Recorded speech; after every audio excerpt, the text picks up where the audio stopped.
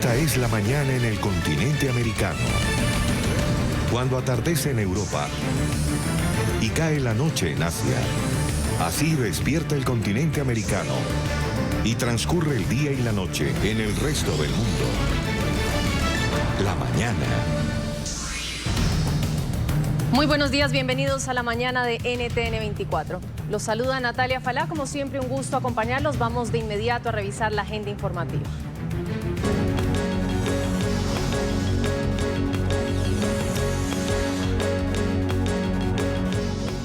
Delicada situación de orden público en el departamento del Cauca, suroccidente de Colombia. 4 personas fueron asesinadas en la vereda Santa Elena en las últimas horas. Según las primeras indagaciones de las autoridades, las víctimas serían integrantes de un equipo de ingeniería que realizaba trabajos de topografía en una zona con cultivos de coca. Otro homicidio se registró en el municipio de Caloto, a poca distancia donde ocurrió la masacre. Se desconoce si los hechos están relacionados. Esto ocurre solo 2 días después de que 5 indígenas fueran asesinados en la misma región y la orden del presidente Iván Duque de desplegar 2.500 efectivos para recuperar el control. En las próximas horas habrá un consejo de seguridad encabezado por el ministro de Defensa y el comandante de las fuerzas militares, enviados desde anoche a la zona por el mandatario. Mirar claramente qué hay detrás de estos hechos. De nuevo, les reitero, creo que el reto más grande que tenemos hoy en el Cauca es la presencia de estos grupos armados organizados, residuales, disidentes de FARC, y que están tratando de intimidar a la comunidad porque trabajan al servicio de carteles, inclusive de carteles mexicanos. Y seguimos en Colombia porque una vez más las movilizaciones de estudiantes en Bogotá, la capital, terminaron en episodios de violencia. Los manifestantes causaron problemas de movilidad en importantes calles como la avenida Caracas y la carrera Séptima. Además, vándalos encapuchados incineraron una motocicleta de la policía. Otros manifestantes, utilizando máscaras, agredieron a piedra a un equipo del canal City TV, al que además le robaron piezas de un dispositivo de grabación y transmisión.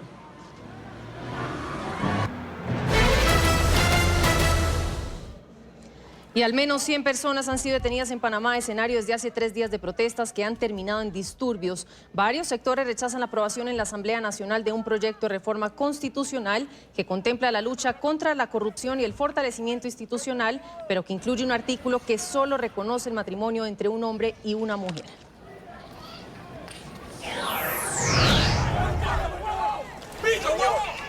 Disturbios y detenidos por protestas en Panamá. Un centenar de personas han sido arrestadas, entre ellas varios extranjeros, tras 3 días de protestas contra un proyecto de reforma constitucional.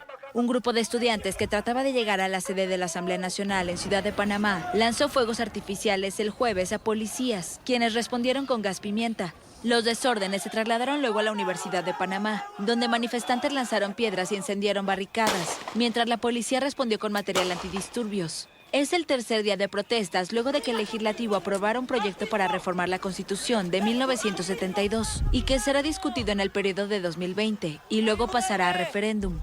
El paquete de reformas contempla la lucha contra la corrupción y el fortalecimiento institucional, pero se introdujo un artículo que solo reconoce el matrimonio entre hombre y mujer, y otros que los detractores afirman facilitarán la impunidad y dificultarán la modernización de las instituciones.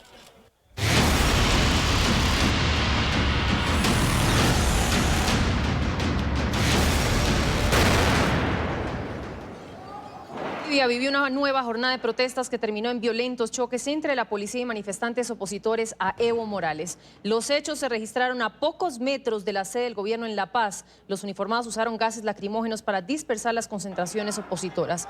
Los enfrentamientos se registraron horas después del inicio de la auditoría electoral que adelanta la OEA de los comicios del pasado 20 de octubre. Evo Morales se adjudicó la victoria en la primera vuelta, mientras la oposición, liderada por el candidato Carlos Mesa, denuncia fraude.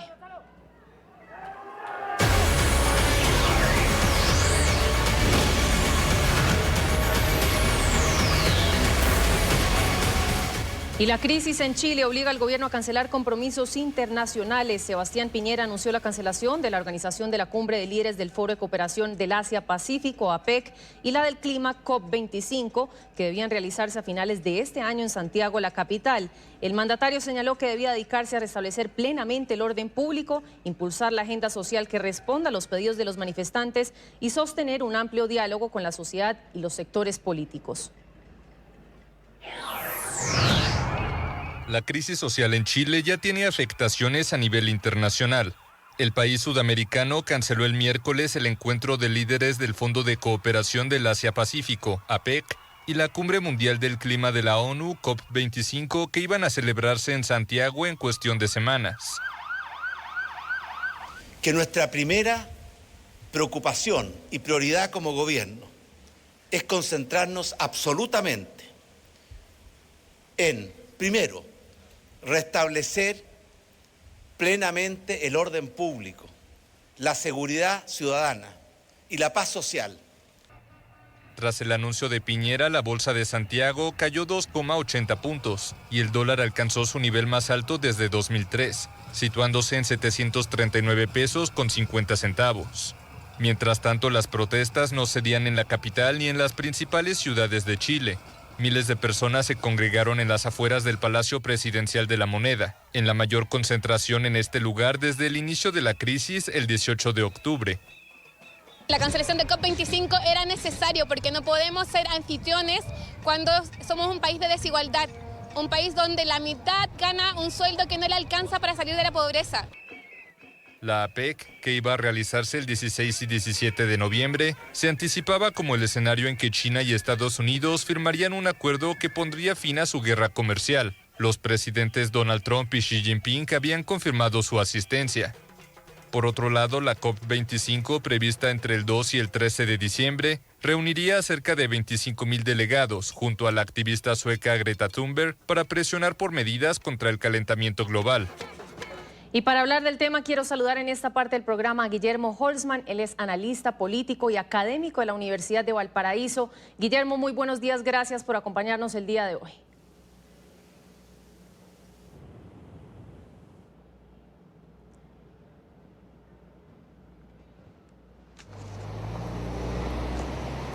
Haremos más adelante la comunicación con el analista político Guillermo Holzman. Mientras tanto, recordamos que en Chile la situación de caos continúa. La crisis obliga al gobierno a cancelar compromisos internacionales. Sebastián Piñera anunció la cancelación esta semana de la organización de la Cumbre de Líderes del Foro de Cooperación del Asia-Pacífico, APEC, y la del Clima COP25, que debían realizarse a finales de este año en Santiago, la capital. El mandatario señaló que debía dedicarse a restablecer plenamente el orden público, impulsar la agenda social que responda a los pedidos de los manifestantes y sostener también un amplio diálogo con la sociedad y los sectores políticos en el país. He decretado estado de emergencia en las provincias de Santiago y Chacabuco y en las comunas de Puente Alto y San Bernardo. Ya me avisan que tenemos comunicación nuevamente con Guillermo Holzman. Guillermo, muy buenos días, gracias por acompañarnos hoy en el programa. ¿Qué tal? Muy buenos días, Natalia, me ha dado saludarte. Pues Guillermo, comenzar preguntándole cómo afecta la imagen de Chile la cancelación de estas cumbres internacionales y pues cómo esta decisión podría de cierta manera poner en duda el liderazgo del presidente Sebastián Piñera, sobre todo en momentos tan delicados cuando hay un eminente estallido social en el país que pues por ahora no tiene tendencia a acabar. La verdad es que es un golpe a la imagen del país, eso sin lugar a dudas. Sin embargo, el daño que le produce es más bien mínimo. Primero, porque la decisión está basada en la realidad del país y en la necesidad de poder ocuparse de los problemas domésticos que existen. En tercer lugar, porque en el caso de la APEC, por ejemplo, gran parte de las reuniones se hicieron durante el año acá en Chile y solamente restaba la reunión de los líderes de las economías y en consecuencia todo el trabajo avanzado y el liderazgo de Chile respecto a la APEC particularmente, que tenía temas muy relevantes respecto a lo que es la globalización y la cuarta revolución industrial, la inclusión y la incorporación y la integración de distintos elementos, tanto humanos como laborales, se hizo y se discutió completamente.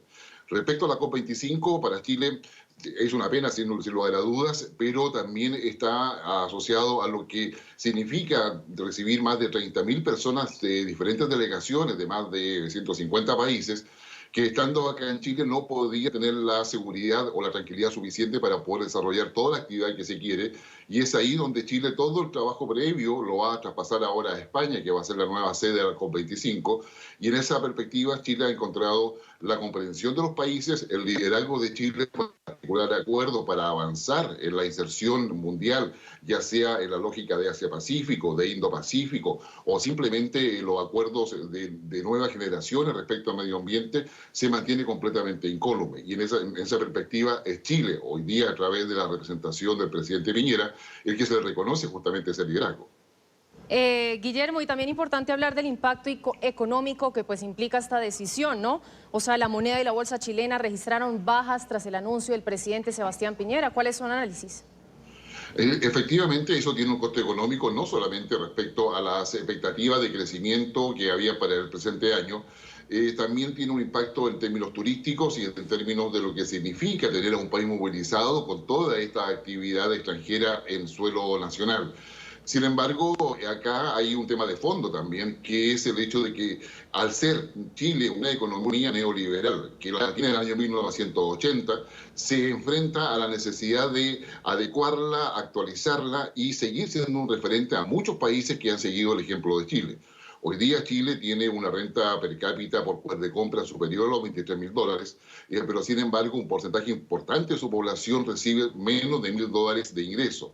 Y esto significa adecuaciones estructurales que hoy día deben hacerse dentro de la institucionalidad, para lo cual se requiere tiempo y para eso vamos a tener que sufrir una baja en nuestras perspectivas económicas para luego potenciar nuevamente lo que es la plataforma económica de nuestro país. Guillermo, la pregunta que todos se hacen hoy por hoy es efectivamente cómo se va a resolver esa convulsión social en Chile y pues lo más importante de todo, pues recuperar el orden público en el país. Sabemos que las medidas del presidente Piñera hasta ahora han sido insuficientes y dudo mucho que digamos la salida del mandatario sea la solución, como ya algunos lo mencionan, ¿no? Esto además teniendo en cuenta que en un intento de acusar al presidente constitucionalmente, pues no tiene probabilidades de prosperar por ahora. ¿Qué piensa usted? ¿Cuál es la ruta a tomar en este momento? Exactamente, como el presidente ha colocado sobre la mesa una agenda social que son medidas a corto plazo y que están asociadas a su programa de gobierno.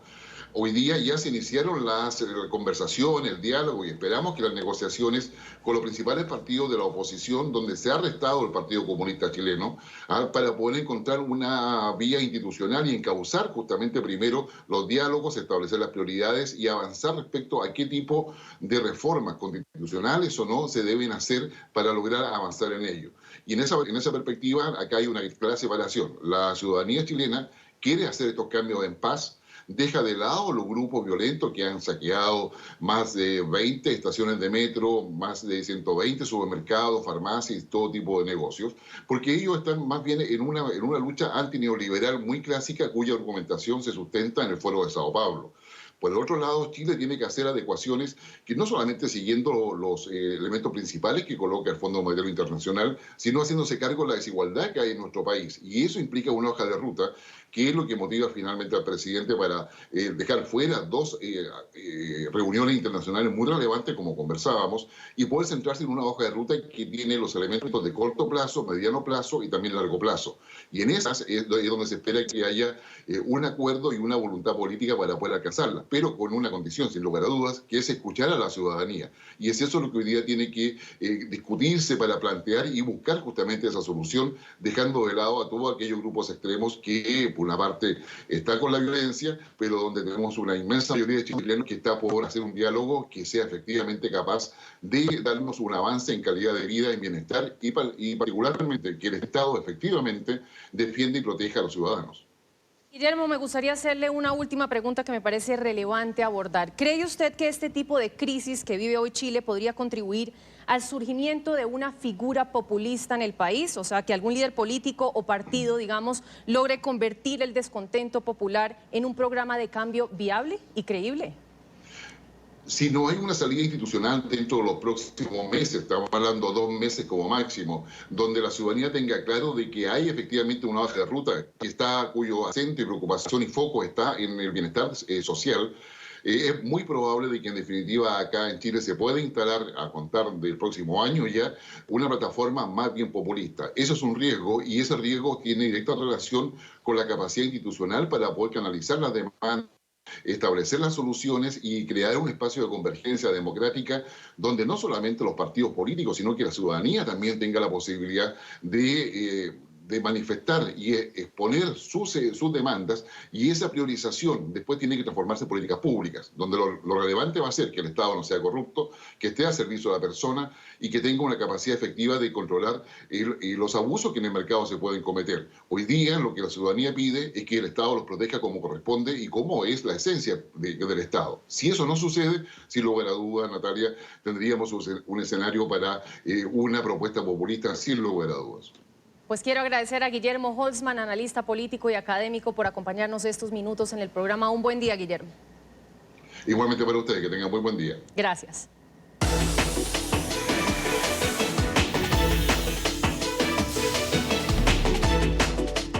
Y las condiciones climáticas continúan dificultando las labores de los equipos de emergencia en California. Las alertas del Servicio Nacional de Meteorología por fuertes vientos no han cesado esta semana. La actual bandera roja por el sur del estado fue catalogada por los expertos como la más fuerte de la temporada. La mayoría de los fuegos se han desatado en el área metropolitana de Los Ángeles, que comprende 5 condados. Los bomberos continúan haciendo una labor titánica para poder sofocar las llamas. Escena apocalíptica en San Bernardino, California. La agencia de noticias Reuters divulgó este video en el que se ven decenas de viviendas siendo consumidas por el fuego. En la grabación también se aprecia la intensidad de los vientos que propagan las llamas por el vecindario. El nuevo incendio, conocido como Hillside, obligó a la evacuación de al menos 1.300 residentes. La emergencia tuvo lugar en las laderas del Bosque Nacional de San Bernardino, un área con abundante vegetación.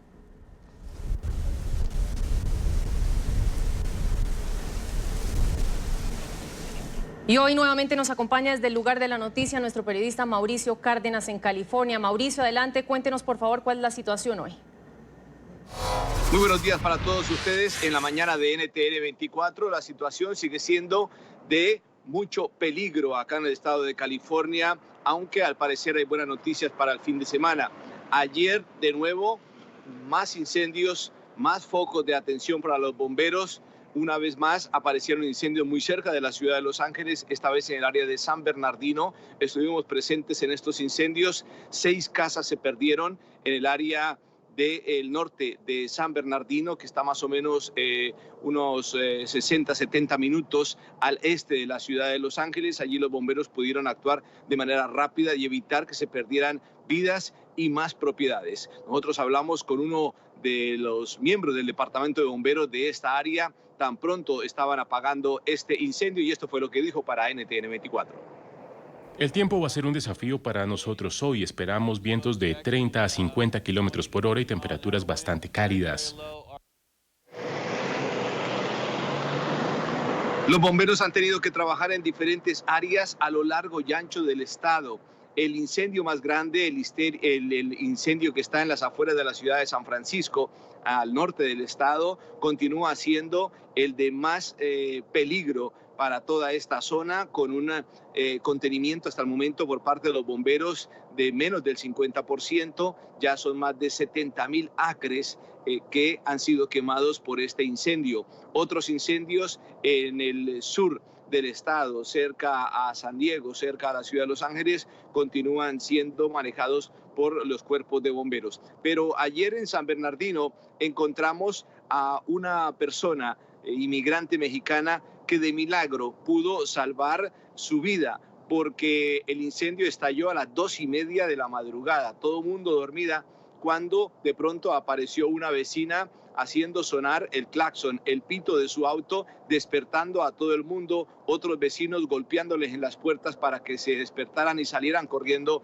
porque ya las casas de enfrente estaban bajo las llamas. Nosotros hablamos con ella, su nombre es María, inmigrante mexicana, y esto fue lo que nos dijo en un relato que la verdad estremece a cualquiera.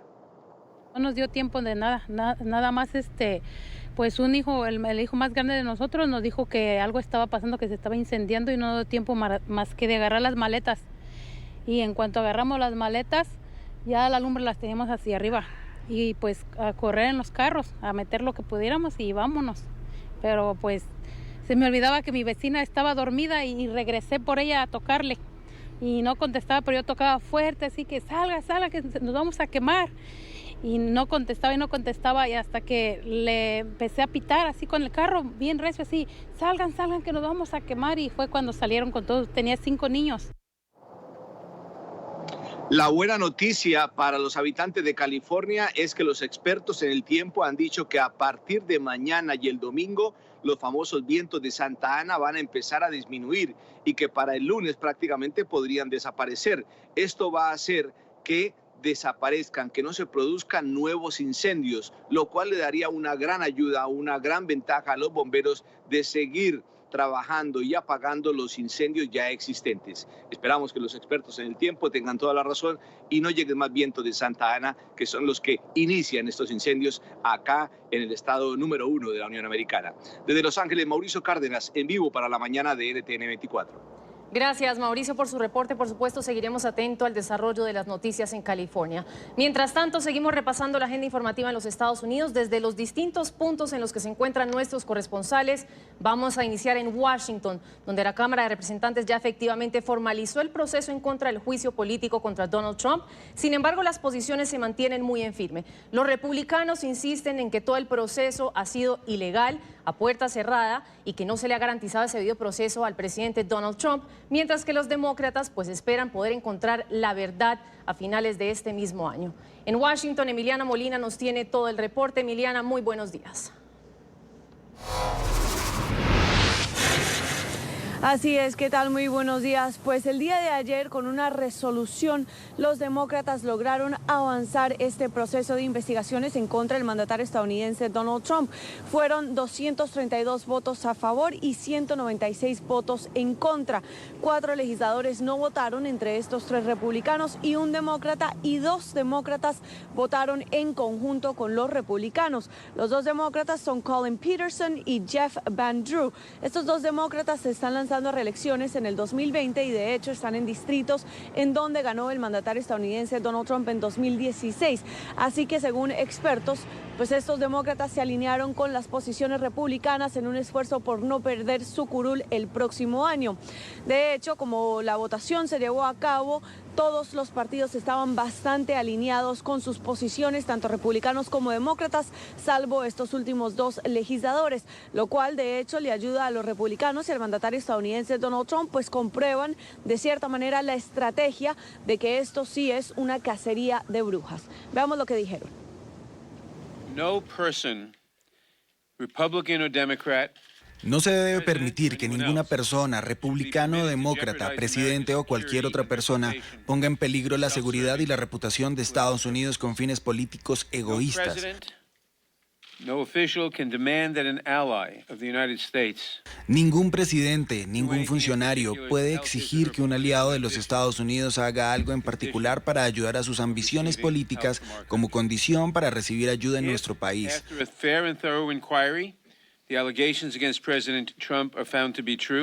Si después de una investigación justa y exhaustiva, las acusaciones contra el presidente Trump son ciertas, representarían la profunda ofensa contra la Constitución y contra el pueblo de este país. Es deber de la Cámara reivindicar la Constitución y dejar muy en claro a los futuros presidentes que este tipo de conducta, si se demuestra, es una afrenta para el gran pueblo que confía en él.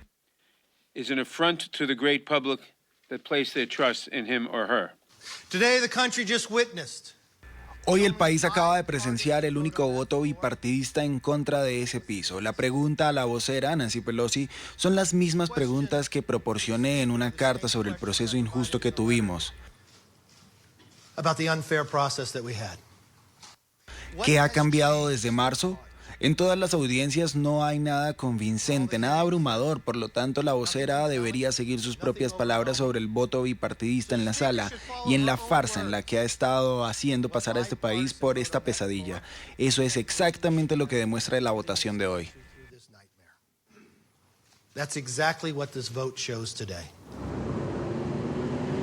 Esta resolución permite varias cosas, pues primero le da legitimidad a estas investigaciones, segundo promete transparencia, tercero también promete que de ahora en adelante se llevarán a cabo estas audiencias con los testigos públicamente, así que los estadounidenses y el mundo entero podrán estar pendientes y escuchar exactamente qué tiene que decir cada uno de los testigos que serán cuestionados. Y por último también le permite a los abogados personales del mandatario estadounidense Donald Trump, como Rudy Giuliani, y al Ejecutivo cuestionar a los testigos que se están presentando ante los legisladores y, por supuesto, presentar evidencia para intentar defender a Donald Trump.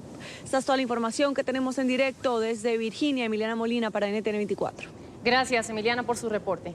Y seguimos hablando del presidente Donald Trump porque el mandatario anunció que cambiará su residencia oficial y la de su familia de la Florida, de Nueva York a la Florida.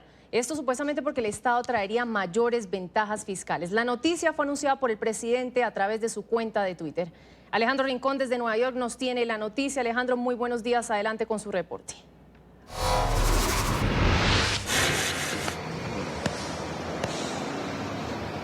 Hola Natalia, feliz viernes para todos. Donald Trump ha decidido cambiar a la Gran Manzana por las naranjas de Florida. De acuerdo con el diario The New York Times, quien informó primero esta noticia, el actual titular del despacho Oval ha presentado ya la documentación ante las autoridades tributarias de los Estados Unidos, en donde enlista a partir de ahora su lugar prioritario de residencia como el complejo de Mar-a-Lago en el sur de los Estados Unidos y no la Torre de Trump en la Quinta Avenida de Manhattan, que ha sido ya por décadas su lugar principal de residencia. Fuentes cercanas a la Casa Blanca dijeron primero al diario The New York Times que esa determinación estaba motivada por el código tributario neoyorquino, que es menos favorable que el de Florida. Posteriormente, el presidente Trump no solo confirmó estos indicios al diario, sino que además comentó a través de las redes sociales que el maltrato que había recibido tanto de la alcaldía como de la gobernación de Nueva York estaba detrás de esta decisión. Una posición que fue respondida directamente tanto por el alcalde como por el gobernador de Nueva York. Que te vaya bien. No es como si Donald Trump hubiera pagado impuestos aquí de todos modos. Es todo tuyo, Florida. Nuestras más profundas condolencias a la buena gente de Florida mientras Trump intenta superar su pasado y futuro cercano.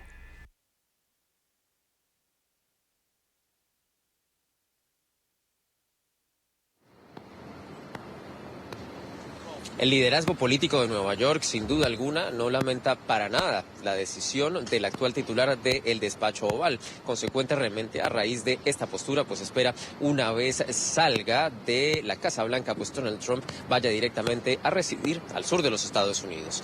Es lo que tenemos para ustedes por ahora. Continúen con más en el Centro Internacional de Noticias. Gracias, Alejandro, por su reporte. Y miles de personas participaron en la más reciente edición del desfile de disfraces en Hollywood. Espectaculares atuendos de zombies, personajes de las películas de terror y hasta máscaras del presidente Donald Trump fueron exhibidas en la celebración de Halloween. Durante toda la noche los asistentes disfrutaron de la festividad que atrae a cientos de personas de todas partes del mundo. Recordamos además que la muerte, un tema tabú para muchas culturas. En México, por ejemplo, es motivo de fiesta. La tradición del Día de los Muertos fue catalogada como Patrimonio Cultural Inmaterial de la Humanidad por la UNESCO en el año 2003. La muerte en México es motivo de fiesta. La tradición del 1 y 2 de noviembre llena panteones, casas y calles del país de flores, velas, papel picado y calaveras para honrar a los difuntos. Siempre todos tenemos como el temor por la muerte y que en México sea esto una parte de una celebración, de un rito, de color, porque en todas las partes del mundo es algo oscuro, negro, de temor, de llanto, pero que acá estén con tanta alegría y tanta festividad es algo maravilloso. Los aztecas o mexicas creían que los muertos viajaban después de morir a través de las 9 regiones del inframundo, conocido como el Mictlán. Las creencias se fundieron con la celebración católica del Día de Todos los Santos. La mezcla dio paso a la tradición moderna en México, donde se cree que durante 2 noches al año el alma de los muertos regresa al mundo de los vivos, para disfrutar de la comida y bebida que sus familias ponen en ofrendas con su fotografía.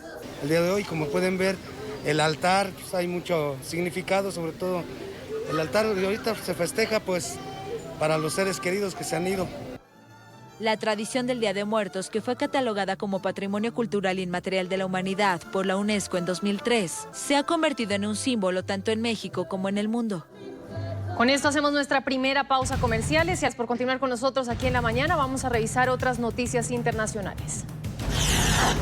La ciudad de Tijuana también padece las consecuencias del clima. Las altas temperaturas han sido las causantes de decenas de incendios en la ciudad. Las conflagraciones, que se incrementaron en las últimas 24 horas, ya dejan a 9 familias sin vivienda. En la zona conocida como La Sierra, el fuego consumió 6 casas y dejó otras 3 con daños considerables. Los habitantes alcanzaron a evacuar el lugar, pero el incendio no se pudo controlar rápidamente por la falta de agua en la zona. Las autoridades declararon el estado de prealerta ante la posibilidad de más conflagraciones y para destinar recursos a los afectados por las llamas. Grave denuncia en Colombia. El personero de Cumarimbo, en el departamento de Bichada, en el este del país, asegura que integrantes de la Guardia Venezolana ingresaron por río a territorio colombiano. Según el funcionario, habrían intentado robar una pequeña embarcación. Este video que ven en pantalla sería la prueba de lo que ocurrió en esta zona. Nuevamente tenemos que denunciar la violación a la soberanía colombiana por parte de militares venezolanos que han llegado hasta la vereda Acapulco en la inspección de Puerto Nariño del municipio de Cumarío. Incursión que simplemente tiene como objetivo amedrentar a la comunidad colombiana, maltratar a estos colombianos que hacen patria en este lugar de la geografía nacional. Todo obedece a la ausencia de la fuerza pública. Y hay molestia en Uruguay por las declaraciones del presidente Jair Bolsonaro sobre las elecciones presidenciales. La Cancillería uruguaya convocó al embajador brasileño Antonio Simões para pedir explicaciones sobre las palabras del mandatario, en las que afirmó que desea que en la segunda vuelta de los comicios la gane la oposición, porque sus propuestas están más alineadas con sus políticas de gobierno. Bolsonaro hizo declaraciones al diario brasileño Diario Estado de Sao Paulo, en las que dijo que los opositores no representarían conflictos con sus pensamientos liberales y económicos. El jefe de Estado también se refirió a los comicios en Argentina, donde resultó electo el peronista Alberto Fernández, y a quien dijo no felicitará. Y en España inició la corta campaña electoral de cara a las elecciones generales del próximo 10 de noviembre. Estos serán los cuartos comicios desde el 2015. 6 meses después de los últimos comicios, 37 millones de españoles podrían votar para formar un nuevo gobierno. El más reciente sondeo señaló que el PSOE ganaría con un 32,2% de los votos, mejorando los números de abril. El jefe de gobierno español, Pedro Sánchez, dio inicio a su campaña en la ciudad de Sevilla, en donde estuvo acompañado de cientos de personas. La abstención es la gran fantasma que ronda la nueva contienda electoral en el país. Y Estados Unidos aumenta la presión económica contra Irán. Washington anunció este jueves nuevas sanciones contra la República Islámica con el objetivo de retrasar o impedir la supuesta voluntad de Teherán de consolidar su sector nuclear.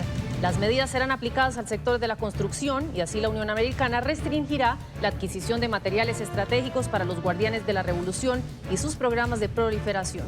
El anuncio aumenta la tensión entre los dos países, agudizada desde el año 2018, cuando recordemos que Estados Unidos se retiró unilateralmente del acuerdo nuclear firmado en el año 2015, en el que Irán se había comprometido a no intentar fabricar la bomba atómica y mantener un programa nuclear con carácter exclusivamente civil. Esta enternecedora imagen nos llega desde el zoológico de Berlín, en Alemania, donde osos panda bebé fueron reunidos por primera vez desde su nacimiento. Los pequeños mamíferos se olfatearon entre sí durante varios minutos. Ahora tienen 2 meses y su peso es de 3 kilogramos. Las autoridades del lugar aún no han definido los nombres de estas crías.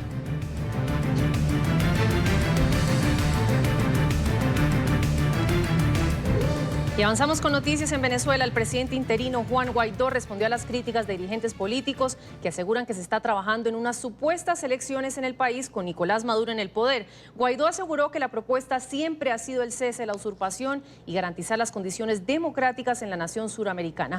A esta hora la noticia con nuestro periodista Oliver Fernández en Caracas. Oliver, muy buenos días. Un buen día para ti, Natalia, y para todos nuestros televidentes. Así es, el presidente interino de Venezuela, Juan Guaidó, ha dicho que en ningún momento la intención de la presidencia interina o de la Asamblea Nacional es desviar la ruta esta ruta que se prometió desde el pasado 23 de enero, que en principio es el cese de la usurpación, un gobierno de transición, para después llegar a unas elecciones libres. Pero sí dijo que hay que adelantar las diligencias, y por eso es que la Asamblea Nacional Venezolana se declaró en sesión permanente para tratar de nombrar a los nuevos rectores al Consejo Nacional Electoral. Se ha dicho que esto pudiera tardar unos 90 días, sin embargo también uno de los jefes de la fracción parlamentaria de la Unidad, como lo es Stalin González, quien también es segundo vicepresidente del Parlamento venezolano, ha dicho que este proceso pudiera tardar unos 50 días en nombrar los 8 rectores al Consejo Nacional Electoral, sustituir a los que ya están para tratar de ir a unas elecciones libres. Recordemos también, Natalia, que el régimen de Nicolás Maduro ha amenazado con realizar elecciones a través de la Asamblea Nacional Constituyente y el Tribunal Supremo de Justicia para el mes de enero, elecciones parlamentarias. Y esto, por supuesto, también ha sido rechazado por el Parlamento venezolano. Pero vamos a ver el siguiente informe realizado por nuestro compañero Luis Laya. Pareciera ocioso, pero hay que recordarlo. Nosotros no nos vamos a prestar para ninguna farsa. No lo hicimos el 20 de mayo del 2018, mucho menos lo vamos a hacer en este momento. Juan Guaidó salió al paso a las críticas de dirigentes políticos venezolanos y extranjeros que advierten que no debe haber una elección con Nicolás Maduro en el poder. Aseguró que no está planteado modificar la ruta que establece como primer paso el cese de la usurpación. El origen de la crisis en Venezuela no son las parlamentarias. El origen de la crisis en Venezuela es que no hubo elección presidencial en el 2018. Entonces nosotros no vamos a participar en ningún espacio que no abone a una solución real al conflicto que vive Venezuela. Estas declaraciones las ofreció luego de las publicaciones en Twitter de varios líderes, entre ellos la ex eurodiputada Beatriz Becerra y el parlamentario venezolano en el exilio Richard Blanco, quienes rechazaron que pudiese ocurrir esto. Desde el cuarto diálogo presidencial que se celebra en Miami, Felipe González aconseja a Juan Guaidó, presidente encargado de Venezuela, que no convoque elecciones con el usurpador Maduro en el poder. Yo también creo, como el expresidente González, que sería un dramático error. Señor presidente Guaidó, seré breve, no cuente conmigo para ninguna de las elecciones si decide usted convalidarlas. No lo voy a acompañar. Usted estableció una ruta que compré claramente y desde que estoy en el exilio por razones que poco a poco he venido entendiendo. Esta posición también fue esgrimida por la fracción 16 de julio en el Parlamento Nacional este miércoles. No creemos en elecciones con Maduro en Miraflores. No creemos en elecciones sin el cese de la usurpación. Guaidó aseguró que no plantean nada distinto a lo presentado ante la mediación de Noruega, que haya elecciones luego de reinstitucionalizar al país para que sean garantizadas las condiciones democráticas. La presentamos ante la mediación del Reino de Noruega, la hemos bregado en la calle, hemos presionado, hemos exigido, hemos construido mayoría, hemos ganado el Parlamento. También aseguró que no confían en lo que se plantea desde el diálogo entre el régimen y sectores minoritarios de la oposición, porque sería un acuerdo como el del 2018 que terminó en unas elecciones fraudulentas. Con esos actores que en ese momento participaron, que es lo que están tratando hoy, no va a haber una solución a la crisis. Natalia, y para hoy se tiene previsto que representantes de distintas organizaciones no gubernamentales debatirán en la Universidad Central de Venezuela este censo habitacional promovido por el régimen de Nicolás Maduro, en el que ya algunas personas que se encuentran en el exilio o personas que han abandonado el país, han huido del país y que han dejado sus casas solas se sienten amenazadas. También habrá una protesta en la CanTV, en las afueras de la CanTV. Este es el organismo que se encarga de suministrar el internet y las comunicaciones en Venezuela. Allí algunos venezolanos se van a apostar para protestar, incluso hay zonas en diferentes partes del país que tienen hasta 6 meses y 1 año sin poder tener acceso a internet y a sus comunicaciones, a los teléfonos caseros y también a las comunicaciones en general. Es la información que nosotros podemos aportar a esta hora desde la capital venezolana. Natalia, volvemos contigo a la mañana de NTN 24. Gracias, Oliver, por su reporte y un muy buen día. Y hay polémica en Colombia por un decreto que fija la cantidad avalada para la pesca de tiburones en el país. La medida especifica que el próximo año estaría permitiendo pescar 125 toneladas de tiburón y la comercialización de 5,2 toneladas de aletas del llamado tiburón sedoso. Sectores ambientalistas rechazan la medida, pues advierten que puede tener consecuencias graves para los ecosistemas naturales de estos mamíferos, así como aumentar el riesgo para las especies en peligro de extinción.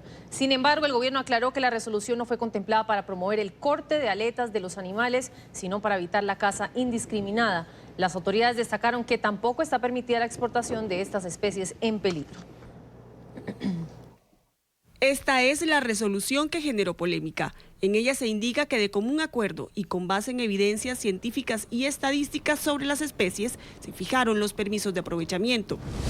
En 475 toneladas se fijó la cuota global de pesca para el caso de los tiburones. La resolución aclara que solo se permite para pesca artesanal. La cuota de pesca global para tiburón existe desde el año 2011. 15 toneladas fue la cuota que se fijó para las aletas de tiburón, pero estas 15 toneladas hacen parte de las 475 toneladas que se fijaron para la pesca de los tiburones. El máximo de comercialización de kilos de tiburón se determina para que al hacerse la inspección y vigilancia se tengan claras las cuotas de pesca permitidas en el país. En Colombia está prohibido en todo el territorio marítimo nacional el ejercicio de la pesca industrial dirigida a tiburones. Según el gobierno, la resolución no reglamenta las exportaciones de tiburón o de sus aletas.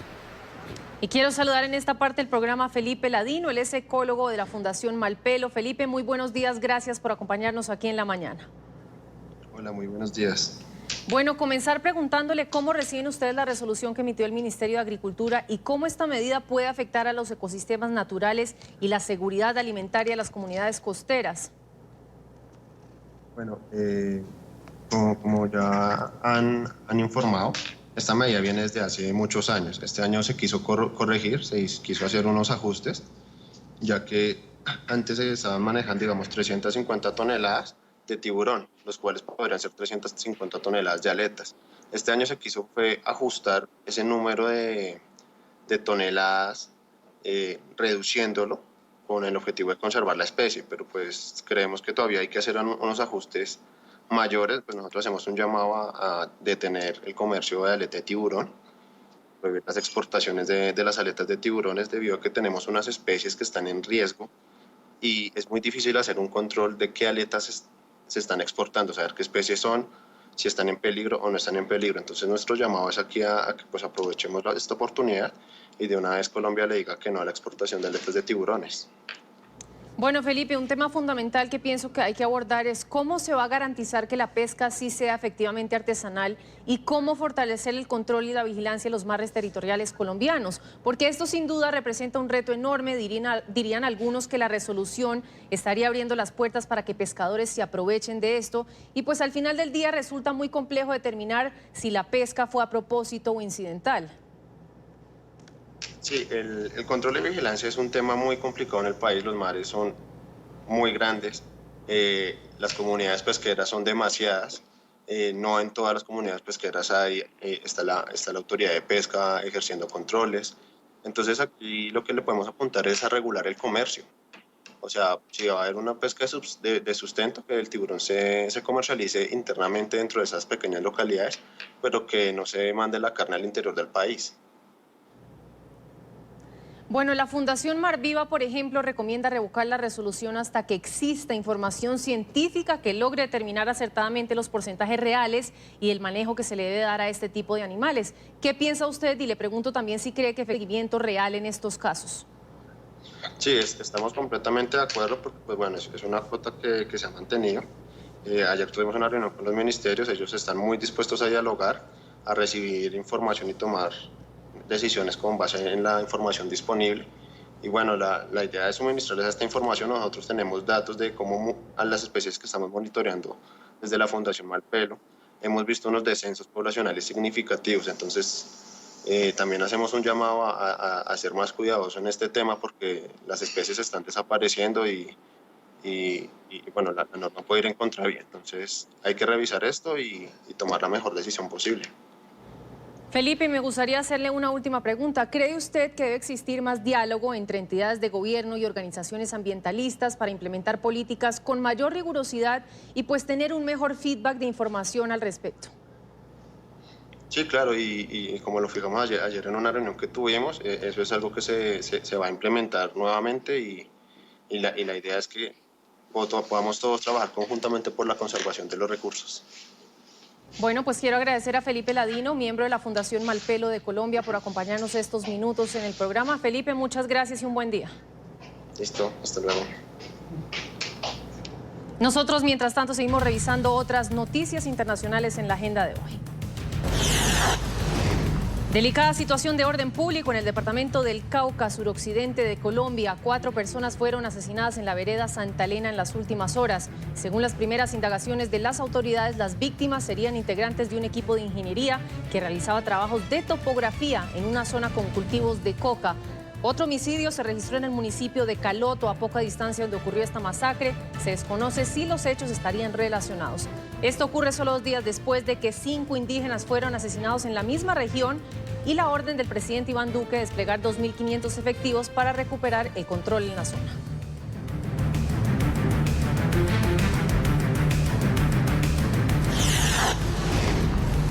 Y seguimos en Colombia. Una vez más, las movilizaciones de estudiantes en Bogotá, la capital, terminaron en episodios de violencia. Los manifestantes causaron problemas de movilidad en importantes calles como la avenida Caracas y la carrera Séptima. Además, vándalos encapuchados incineraron una motocicleta de la policía.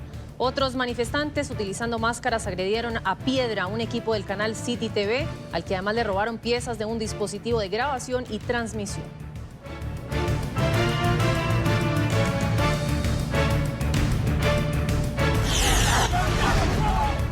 Y al menos 100 personas han sido detenidas en Panamá, escenario desde hace 3 días de protestas que han terminado en fuertes disturbios. Varios sectores rechazan la aprobación en la Asamblea Nacional de un proyecto de reforma constitucional que contempla la lucha contra la corrupción y el fortalecimiento institucional, pero que incluye un artículo que solo reconoce el matrimonio entre un hombre y una mujer.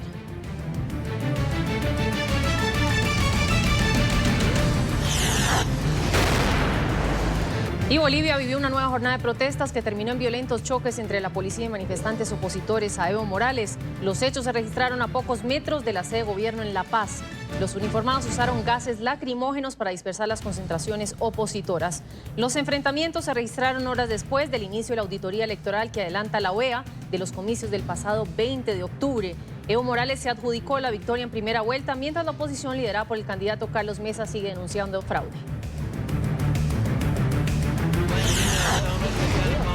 Las condiciones climáticas continúan dificultando las labores de los equipos de emergencia en California. Las alertas del Servicio Nacional de Meteorología por fuertes vientos no han cesado esta semana.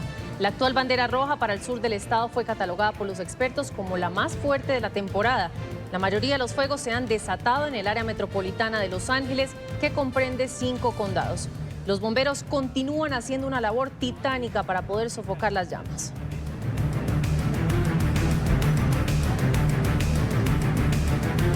Y la ciudad de Tijuana también padece las consecuencias del clima. Las altas temperaturas han sido las causantes de decenas de incendios en la ciudad.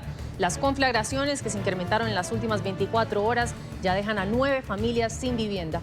En la zona conocida como La Sierra, el fuego consumió 6 casas y dejó otros 3 con daños considerables. Los habitantes alcanzaron a evacuar el lugar, pero el incendio no se pudo controlar rápidamente por la falta de agua en esta zona. Las autoridades declararon el estado de prealerta ante la posibilidad de más conflagraciones y para destinar recursos a los afectados por las llamas.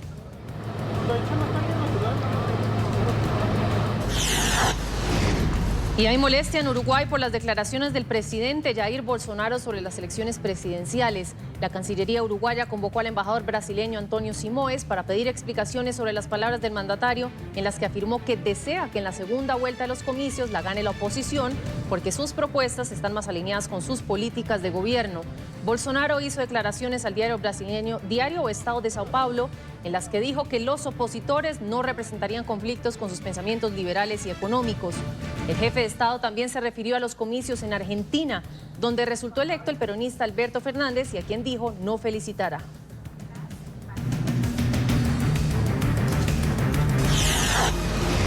En España ya inició la corta campaña electoral de cara a las elecciones generales del próximo 10 de noviembre. Estos serán los cuartos comicios desde el año 2015, 6 meses después de los últimos comicios. 37 millones de españoles podrían votar para formar un nuevo gobierno. El más reciente sondeo señaló que el PSOE ganaría con un 32,2% de los votos, mejorando los números de abril. El jefe de gobierno español, Pedro Sánchez, dio inicio a su campaña en la ciudad de Sevilla, en donde estuvo acompañado de cientos de personas. La abstención es el gran fantasma que ronda la nueva contienda electoral.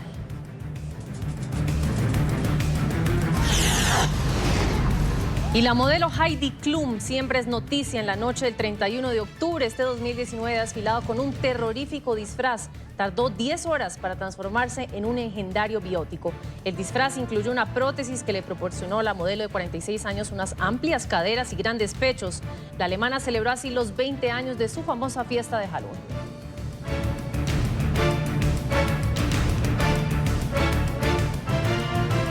Y las calles de Buenos Aires son una vidriera de la crisis económica argentina, la peor desde el año 2001. En hospitales, en plazas, en estaciones de tren se multiplican las personas que entre mantas y cartones hacen de la vía pública su refugio. Soledad vive a unos pocos metros del famoso Teatro Colón de Buenos Aires, pero muy lejos de su lujo. A sus 36 años ya es abuela de un bebé y tiene 7 hijos de entre 2 y 19 años. Duerme en el cubículo de un cajero automático y pasa los días sentada en la puerta de un supermercado esperando que alguien le regale algo para comer. Como lo que me dan la gente nomás, si no, no como. Que una galletita, un yogur, pero se lo prefiero dar a ellos que ellos lo coman y yo me la aguanto porque soy grande. Hasta febrero de 2018, con lo que ganaba su marido reciclador, sumado a una ayuda gubernamental, pagaba un hotel para pasar las noches. Cuando perdieron ese subsidio, su esposo se suicidó y ella quedó viuda y sin techo. Las calles de la capital son una vidriera de la peor crisis económica argentina desde 2001. Según estadísticas del gobierno de la ciudad, en julio había 1 millar de personas viviendo en las calles porteñas. Pero un relevamiento de organizaciones sociales contó en ese mismo momento más de 7.000 personas sin hogar, de las cuales más de la mitad dijeron estar en situación de calle por primera vez. José, de 37 años, llegó hace 4 a Buenos Aires desde la provincia norteña de Salta. Perdió su trabajo en una feria y no pudo seguir alquilando, y hoy pasa sus días en los alrededores de un hospital público y las noches en un albergue estatal. Para juntar un poco de dinero, ayuda a 2 mujeres en sus improvisados puestos de venta de café y sándwiches a la puerta del hospital. Es difícil, ¿no? Yo gano 200 pesos por día y imagínate lo caro que está todo. ¿Qué hago con eso? Francisco, de 60 años, lleva más tiempo en la calle. Hace una década que el dinero que cobraba como pintor ya no le alcanzó para pagar un alquiler. Desde entonces vive en la galería del hospital. Sin embargo, hoy asegura que la situación está más difícil que nunca. El que no te invitaba a un café, te invitaba a una gaseosa, no faltaba la cervecita al mediodía, y te invitaban el sándwich y te obligaban a que te sientes en su mesa. La gente más humilde, te obligaban a que te sientes en su mesa. Hoy no tienen para comer ellos. Como él, en hospitales, plazas y estaciones de tren se multiplican las personas que, entre mantas y cartones, viven el día a día y hacen de la vía pública su último refugio. Y regresamos nuevamente a Washington, donde hay reacciones tras conocerse la aprobación de la resolución que formaliza las reglas del proceso de juicio político contra el presidente Donald Trump. En la Casa Blanca se encuentra nuestro periodista Bricio Segovia. Bricio, muy buenos días, adelante con su reporte. Hola, muy buenos días. Efectivamente, Natalia, tenemos reacciones que no se hicieron esperar, empezando por las del mismo presidente, que sigue considerando este proceso de juicio político contra su persona como la mayor cacería de brujas de la historia de Estados Unidos. Además, lo asoció a la economía estadounidense, diciendo que este proceso tan solo iba a dañar los mercados bursátiles del país. Además de eso, bueno, lo dice justo en una jornada en la que conocemos resultados de empleo aquí en Estados Unidos y siguen estando en sus niveles más altos de la historia. Aparte de todo esto, también la portavoz de la Casa Blanca, Stephanie Grisham, se manifestó y justo ella había solicitado anteriormente a los demócratas, que tienen la mayoría en la Cámara de Representantes, donde se aprobó esta regulación para el juicio político, les pidió que formalizaran esta investigación de juicio político. Bien, pues ahora que se ha dado esa votación, ahora que se ha formalizado, la portavoz de la Casa Blanca dice que este tipo de regulación es ilegítimo, dice que no es justo y además dice que no van a aceptarlo en ningún momento, por lo cual deducimos que desde aquí, desde la Casa Blanca, no van a cambiar las cosas y van a seguir sin cooperar con la Cámara de Representantes en esta investigación. Hasta el momento no han colaborado con los documentos que se le han solicitado para la pesquisa y tampoco han facilitado a los testigos que se han citado para justificar en las comisiones, para testificar en las comisiones de esta Cámara. Todo apunta a que la situación va a seguir de esta misma forma. La presidenta de la Cámara de Representantes, la demócrata Nancy Pelosi, participó en un programa televisivo anoche, justo después de esta votación, y allí mismo expresó su preocupación por Estados Unidos. Dijo que nadie quiere la destitución de un presidente, pero que los hechos son graves y no pueden hacer nada más que lo que están haciendo en estos momentos. Hasta aquí la información desde la Casa Blanca. Devuelvo, Natalia, la conexión al Centro Internacional de Noticias. Gracias a todos por su sintonía y aquí